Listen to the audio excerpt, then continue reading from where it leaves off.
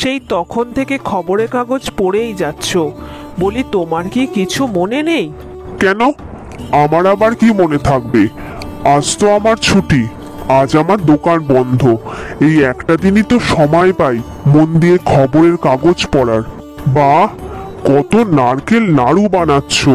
আমার খুব প্রিয়, খুব ভালো লাগে এই নারকেল নাড়ু খেতে। তোমার জন্য তো বানাইনি, এটা আমার মেয়ে, জামাই আর নাতনির জন্য বানিয়েছি। ওরা তো আসবে, তুমি কি ভুলে গেছো? আর দুদিন বাদেই জামাই ষষ্ঠী। এই যা, একদম ভুলে গেছি। সত্যি তো, দুদিন বাদেই তো জামাই ষষ্ঠী। মেয়ে, জামাই আর আমাদের একমাত্র নাতনি মিনি আসবে বলে কথা। হ্যাঁ, বাজার থেকে অনেক কিছু আনতে হবে জামাই ষষ্ঠী বলে কথা। বড় ইলিশ, খাসির মাংস, তার সাথে একটু কুচো চিংড়ি আনবে। আর শোনো, ওই রমেনের দোকানে মিষ্টি বলে আসবে, ভালো ভালো মিষ্টি আনবে।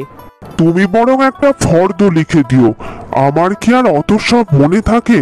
বয়স হচ্ছে, এসব বাজার হাট রান্না বান্না ঘরের মেয়েরাই ভালো বোঝে। এই গরমে ওরা আসবে, তাই ভাবছি প্রথমে আসার সাথে সাথে একটু ডাবের জল আর মিষ্টি দেব। তারপর সাদা ফুলকো লুচি আর একটু আলুর তরকারি। আর দুপুরের খাবারে থাকবে খাসির মাংস, কুচো চিংড়ি দিয়ে লাউ ঘন্ট, আর থাকবে ইলিশ মাছ সর্ষে দিয়ে আমের চাটনি, আর যাবতীয় সবজি আর মিষ্টি। এত আয়োজন করবে, কিন্তু জামাই তো আমাদের খেতেই পারে না। একটু খেয়েই বাবা গো মা গো বলতে থাকে। তবে এটা ঠিক, জামাই কম খায় বলে তো আর আয়োজন কম করা যায় না। তা তুমি যা যা বলেছ সব নিয়ে আসবো। সে তো আমাদের জামাই গরম গরম ঝিঙে আলু পোস্ত আর কলাইয়ের ডাল খেতে বড্ড ভালোবাসে, তা বলে জামাই ষষ্ঠীতে তো আর তা খাওয়ানো যায় না। ঠিক আছে গিন্নি, চিন্তার কোনো কারণ নেই। কাল সকালে তোমার কথা মতো সব এসে যাবে।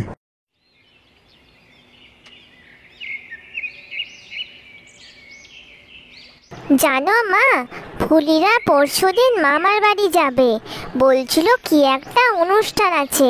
ও মামা, আমরা যাব না? পরশুদিন জামাই ষষ্ঠীর অনুষ্ঠান, আমরাও যাব রে মিনি। সকাল সকাল আমি, তুই আর তোর বাবা তিনজনই যাব।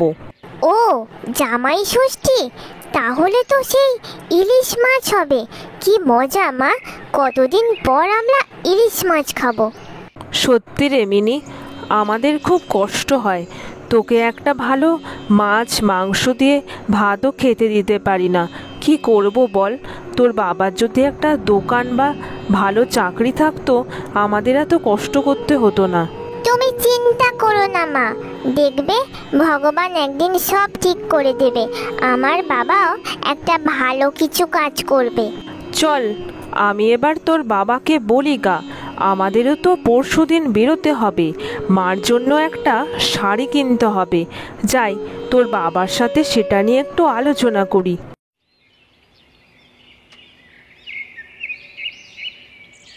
কি গো, এইখানে শুয়ে আছো যে?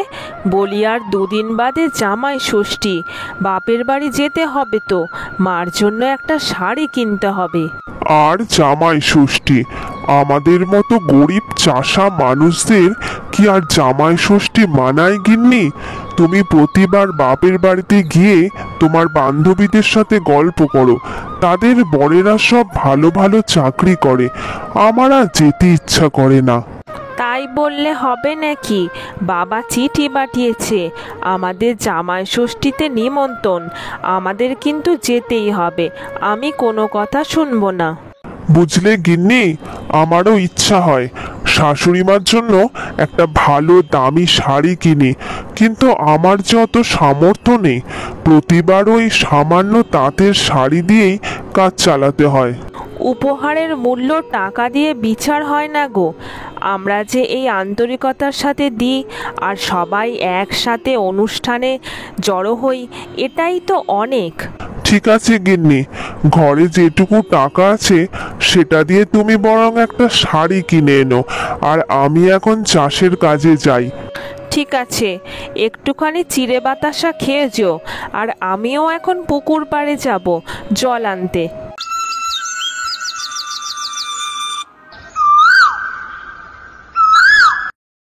কি গো সরলাদি, এবার জামাই ষষ্ঠীতে তোমার বর তোমার মায়ের জন্য কি কিনেছে? আমার বর তো একটা সোনার হার কিনেছে, সেটাই এবছর মাকে দেবে। তুই তো জানিস চামেলি, আমার বরের ওইটুকু চাষের জমি, যেটুকু ফসল ফলে সেটুকু দিয়ে কোনো রকমের সংসার চলে। আমাদেরও তো দামি জিনিস দেবার সামর্থ্য নেই রে। হ্যাঁ, সেদিক থেকে আমার কপাল খুব ভালো, আমার বর চাকরি করে, সেজন্যই তো সোনার হার দিতে পারছে। বেশ রে চামেলি, আমি এখন বাড়ি যাই, অনেক কাজ আছে। সরলার মনে হয় তার স্বামীও যদি চাকরি করত তাহলে খুব ভালো হতো।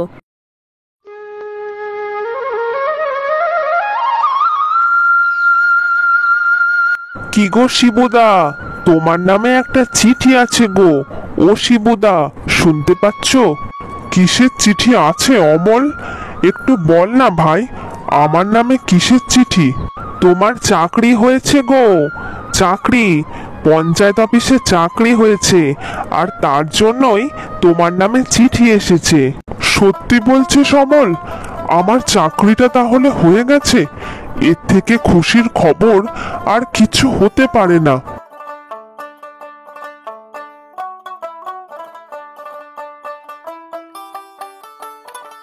সরলা তখন তার স্বামীর জন্য খাবার তৈরি করে আনছিল। একটা সুখবর আছে সরলা, সুখবর, এবছরের জামাই ষষ্ঠীটা আমার জীবনের আশীর্বাদ। সুখবর? কি খবর শুনি? আমার যে আর ধৈর্য ধরছে না, তাড়াতাড়ি বলো, কিসের খবর আছে? আমার চাকরিটা হয়ে গেছে সরলা, আমার চাকরি হয়ে গেছে। পঞ্চায়েত অফিস থেকে চিঠি এসেছে, আর আমাদের চিন্তা করতে হবে না।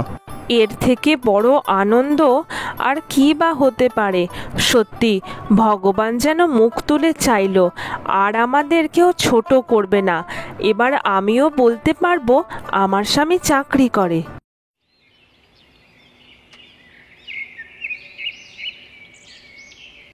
আহা, অত চিন্তা করছো কেন? মেয়ে জামাই এসে যাবে। গ্রামের রাস্তা, ঠিক সময় মতো নাও হতে পারে। তাছাড়া এখন মাঝে মধ্যেই বৃষ্টি হচ্ছে, একটু আধটু দেরি তো হবেই। মায়ের মন তুমি কি আর বুঝবে? যতক্ষণ না মেয়ে জামাই আর নাতনিকে দেখতে পাচ্ছি আমার আর ধৈর্য ধরছে না। কতদিন আসেনি। আর একটু ধৈর্য ধরো, ওরা এখনই চলে আসবে। আর শোনো, তুমি যা যা বাজারের ফর্দ লিখে দিয়েছিলে তেমন তেমন মতো সমস্ত কিছু বাজার থেকে আনা হয়েছে গিন্নি, কোথাও কিচ্ছু বাদ যায়নি। মেয়েটাকে কতদিন দেখিনি, তাই তো ওদের একদিন আগেই চলে আসতে বলেছি। হ্যাঁ, সে তো বটেই। সরলা আমাদের একমাত্র মেয়ে, মেয়েটা না থাকলে ঘরটা পুরো ফাঁকা।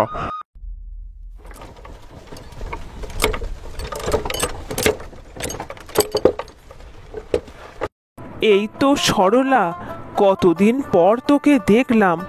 বাবা জামাই, তুমি ভালো আছো তো? আমাদের মিনি কোথায়? মিনিকে দেখছি না তো। ভালো আছি মা, আমরা খুব ভালো আছি। ওই যে আসার সময় পাশের বাড়ির সেনদিদা মিনিকে একটু নিয়ে গেল, বলল কতদিন দেখেনি। যা রোদ গরম পড়েছে, বাইরে আর দাঁড়িয়ে থেকো না। এসো জামাই, ভেতরে এসো। আয় রে সরলা, ভেতরে চলে আয়। সে তো যাবই মা, আগে সুখবরটা দিয়ে দি। তোমাদের জামাই চাকরি পেয়েছে গো মা, পঞ্চায়েত অফিসে চাকরি। কালকের জামাই ষষ্ঠীটা একদম জমে যাবে। সত্যি, এর থেকে ভালো খবর আর কি বা হতে পারে? এবার আমিও সবাইকে বলবো আমার জামাইও চাকরি করে।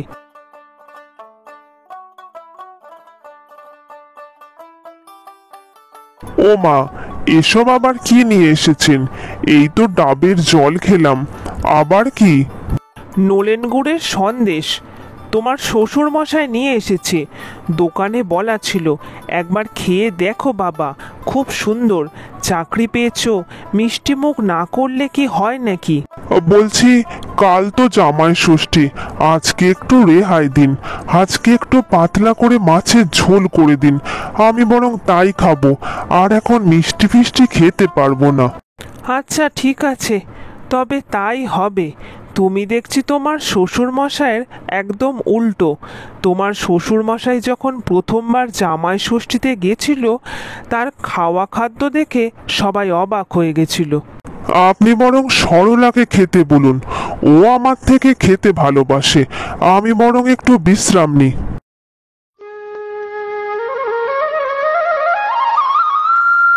মায়ের জন্য যে নতুন দামি শাড়িটা এনেছি সেটা মায়ের খুব পছন্দ হয়েছে।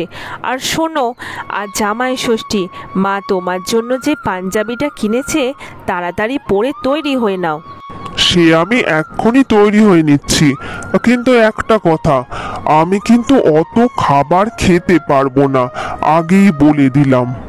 অন্যবার যা করেছো করেছো, এবার তুমি চাকরি পেয়েছো। আনন্দে মাসি ভোরবেলা থেকে উঠে সব কিছু রান্না করেছে, আরও কিছু রান্না করেছে, তোমাকে কিন্তু খেতেই হবে। আচ্ছা ঠিক আছে, চেষ্টা করব, কথা দিতে পারছি না। দিদু ভাই, তুমি তৈরি তো? ভালো ভালো রান্না হচ্ছে, আজ জমিয়ে খাওয়া দাওয়া হবে। তোমার পছন্দের ইলিশ মাছ। হ্যাঁ দাদু, আমার ইলিশ মাছ খুব প্রিয়। জানো দাদু, বাবার চাকরিটা হয়ে গেছে, তাই এবার থেকে আমরা এবার মাঝে মধ্যে মাছ আর মাংস খেতে পাবো। নিশ্চয়ই নিশ্চয়ই, চলো চলো, আমরাও এবার ওই দিকে যাই, জামাই ষষ্ঠীর আয়োজন শুরু হলো বলে।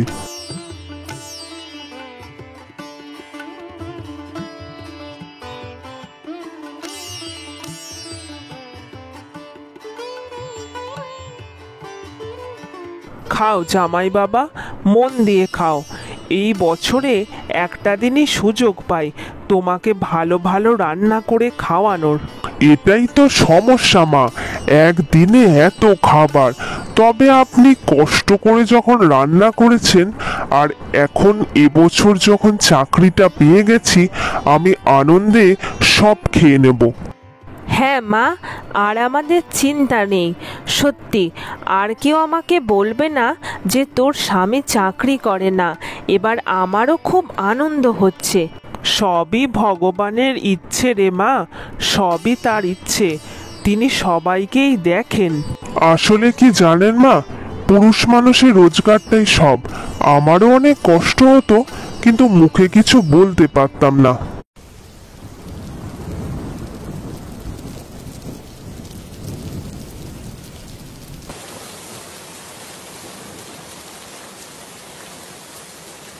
মা মা, বাইরে কত বৃষ্টি হচ্ছে, রাস্তায় যদি জল উঠে যায়, কাল আর স্কুল যেতে পারবো না। সেই তো দেখছি রে খোকন, সেই কখন থেকে বৃষ্টি হচ্ছে, বৃষ্টি থামার নামই নেই। এদিকে তোর বাবা সেই কখন গেছে, এখনো ঘরে আসার নাম নেই। যাক রক্ষে, যে মানুষটাকে যাওয়ার সময় ছাতাটা দিয়েছিলাম। কিন্তু মা, বৃষ্টি যদি এরকম চলতেই থাকে তাহলে তো বন্যা হয়ে যাবে। আমাদের তো মাটির বাড়ি, বাড়িগুলো যদি ভেঙে পড়ে যায় মা, তাহলে কি হবে? আমার যে খুব ভয় লাগছে মা। ভয় যে আমারও লাগছে খোকন। এরকম বৃষ্টি আমি কোনোদিন এর আগে দেখিনি। বৃষ্টি থামার নামই নিচ্ছে না, সেই এক টানা বৃষ্টি হয়ে যাচ্ছে। জানি না, আমারও ভয় লাগছে বন্যা হয়ে যায়।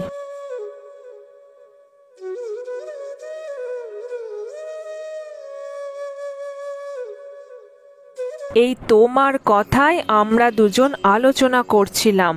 বাইরে যেভাবে বৃষ্টি পড়ছে, তাছাড়া ঘরের চালটাও তো বেশি মজবুত নয়। ঘরে যদি জল ঢুকে যায় তাহলে তো এক বিপদ হবে। সেটাই তো চিন্তার বিষয় তনিমা। আমাদের এই ইছাপুর গ্রাম শহর থেকে অনেক দূরে। এই গ্রামে পাকা বাড়ি বলতে একমাত্র তোমার বাপের বাড়ি। আজ 10 বছর হলো বাবা আমার মুখ দেখেনি। তোমাকে যেদিন বিয়ে করেছিলাম সেদিন থেকে ওই বাড়ির সাথে আমিও আর যোগাযোগ রাখিনি। এখন বিপদের সময় যদি ওখানে যাই সেটা কি শোভনীয় দেখাবে? সবই বুঝছি তনিমা, আমিও জানি তুমি কত বড় লোক ঘরের মেয়ে ছিলে। আমাকে ভালোবেসে বিয়ে করে আজ এই মাটির কুটিরে দিন কাটাচ্ছ। আজ যদি তোমার কোনো সর্বনাশ হয় তার জন্য আমি যে নিজেকে ক্ষমা করতে পারবো না। এসব এখন ভেবে কোনো লাভ নেই। এখন যেভাবে বৃষ্টি হচ্ছে তাতে আমাদের কিছু একটা উপায় বের করতে হবে, অন্তত প্রাণে বাঁচার জন্য উপায়। বৃষ্টির জল এভাবে এমনভাবে বাড়তে শুরু করে যে মাঠ ঘাট বাড়িঘর গাছপালা সব কিছু ভাঙতে শুরু করে। ওগো শুনছো? পাশের বাড়ির মিতালিদের বাড়িটা জলে ডুবে দু টুকরো হয়ে ভেসে চলে গেল। ভাগ্যিস মিতালিরা কেউ ছিল না। তুমি শিগগিরই যাও। আমার মাথায় একটা বুদ্ধি এসছে। আমাদের বাড়িটা তাও কিছুটা উঁচুতে। বাড়ির সামনে কলা গাছ আছে। কলা গাছগুলো কেটে একটা ভেলা তৈরি করো। কি বলছো গিন্নি? জল এত দূর উঠে গেছে? তাহলে তো কিছুক্ষণের মধ্যে আমাদের বাড়িটাও জলে ডুবে যাবে। হায় হায় রে, এখন কি করি? যাই, তোমার কথা মতোই কলা গাছ কাটতে যাই। একমাত্র কলা গাছের ভেলাই পারে এই বিপদ থেকে আমাদের রক্ষা করতে। যাও যাও, তাড়াতাড়ি কলা গাছগুলো কেটে ফেলো।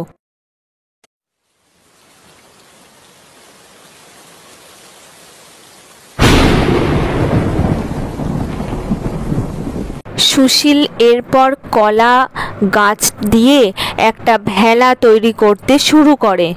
কলা গাছটা দিয়ে একটা ভেলা বানালাম, জানি না কি হবে। অবস্থা বড্ড সঙ্গীন। কিছুক্ষণের মধ্যে আমাদের উঠোনেও জল ঢুকে আসবে, আর উঠোনে জল ঢুকলে ঘরে জল ঢুকতে আর বেশিক্ষণ লাগবে না। চিন্তা করো না, মনের জোর হারালে চলবে না। ভগবান কিছু একটা পথ নিশ্চয়ই দেখাবে। এভাবে কিছুক্ষণের মধ্যে সুশীলের বাড়ির উঠোন এবং বাড়ির ভেতরেও জল ঢুকে যায়। হায় হায় রে, জল যদি এভাবে বাড়তে থাকে আমরা যে প্রাণে মরে যাব। হে ভগবান, আমার এই ছোট ছেলেটাকে রক্ষা করো ঠাকুর। চিন্তা করো না তনিমা, জল আর বাড়বে না। যা বৃষ্টি হওয়ার হয়ে গেছে, কিন্তু পুরোপুরি বন্যা হয়ে গেল। এখন এত রাতে কলার ভেলা নিয়ে বেরোনো যাবে না। কাল সকাল অবধি আমাদের অপেক্ষা করা ছাড়া কোনো উপায় নেই। সত্যি এ কি সর্বনাশে কাণ্ড হলো বলো দেখি। এত বছরে কোনোদিন এরকম বন্যা হতে দেখিনি। বন্যায় ইছাপুর গ্রামের সত্যিই খুব ক্ষতি হয়। অনেক গাছপালা বাড়িঘর ভেঙে জলের তলায় চলে যায়।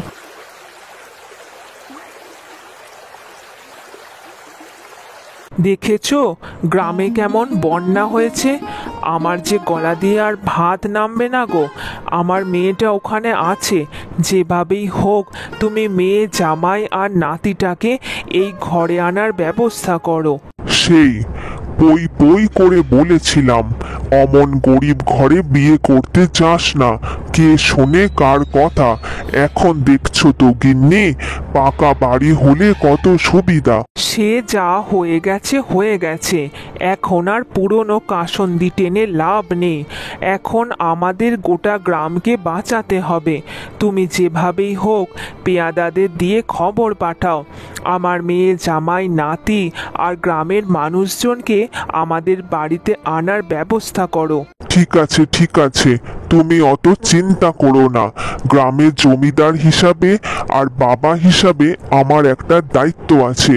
মেয়ে জামাই আর নাতিকে আমার ঘরে আনারই ব্যবস্থা করছি। সেই সাথে গ্রামের মানুষদেরও বিপদ থেকে রক্ষা করতে হবে।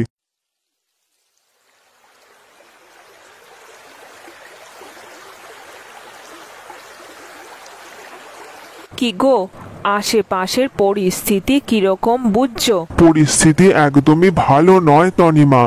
বন্যায় গ্রামের অনেক ঘরবাড়ি ভেঙে যাচ্ছে, গাছপালাও ভেঙে পড়ছে। শোনো, জমিদার বাড়ির পেয়াদা, মানে তোমার বাবার পেয়াদা, ওই উঁচু টিলাটার উপরে দাঁড়িয়েছিল। আমাকে ডেকে বলল গ্রামের লোকজনদের নিয়ে জমিদার বাড়িতে উঠতে। আমার বাবা এ কথা বলেছে?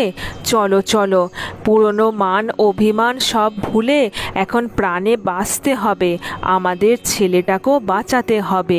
আর দেরি না করে কলার ভেলাটায় আমরা সবাই উঠে পড়ি। হ্যাঁ হ্যাঁ চলো। শোনো, আমাদের সাথে পাশের বাড়ির পল্টু আর ওর বয়স্ক মাও যাবে, কারণ ওর বয়স্ক মা সাঁতার কাটতে পারবে না। তাই আমি ঠিক করেছি আমাদের কলার ভেলাতে ওনাদেরও নিয়ে নেব।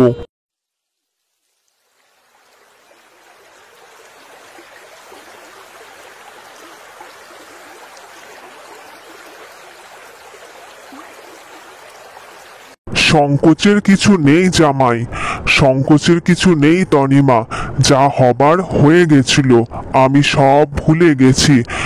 তোমরা আমার মেয়ে জামাই, আমার বাড়িতেই আজ থেকে সারা জীবনের জন্য থাকবে। আর শোনো, আমার ওই একতলা ঘরে গ্রামের সবাইকে থাকার ব্যবস্থা করে দিয়েছি, কারোর কোনো অসুবিধা হবে না। তোমাদেরকে এতদিন পরে দেখে কি যে আনন্দ হচ্ছে বলে বোঝাতে পারবো না। আমারও আনন্দ হচ্ছে রে মা। আর আমরা তো মানুষ, ছোটখাটো ভুল সবার জীবনে ওরকম হয়ে থাকে, ও নিয়ে অত ভাবলে চলে না। আসল প্রতিশোধ তো প্রকৃতি নেয়। যত দিন না পরিস্থিতি ঠিক হচ্ছে, গ্রামের লোকজন সবাই আমার বাড়িতে থাকা খাওয়া করবে। এইভাবে গ্রামের সকল মানুষজন বন্যার সময় জমিদার বাড়িতে আশ্রয় পায়, আর তনিমা আর সুশীলও একটা নতুন সুন্দর জীবন ফিরে পায়।